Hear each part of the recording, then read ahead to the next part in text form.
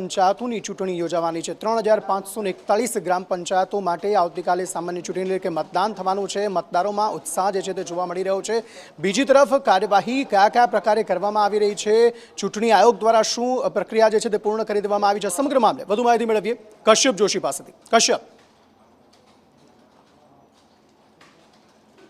આવતીકાલે રાજ્યમાં અનેક ગ્રામ પંચાયતો એવી છે કે જ્યાં ચૂંટણી યોજાનાર છે, જેમાં 3541 ગ્રામ પંચાયતો એવી છે કે જ્યાં સામાન્ય ચૂંટણી યોજાશે, તો 353 ગ્રામ પંચાયતો એવી છે કે જ્યાં પેટા ચૂંટણી યોજવામાં આવશે। આ ચૂંટણી માટે થઈને 10,479 જેટલા મતદાન મથકો છે તે ઊભા કરવામાં આવ્યા છે ને તેમાં 81 લાખ જેટલા મતદારો જે છે તે મતાધિકારનો ઉપયોગ કરશે અને તેમના ગામના સરપંચ કોણ તેને લઈ અને તેમના દ્વારા આ મતદાન જે છે તે કરવામાં આવશે। આ જે 10,479 જેટલા મતદાન મથકો છે તે પૈકી 3,939 જેટલા બૂથો એવા છે કે જે સંવેદનશીલ છે, જ્યારે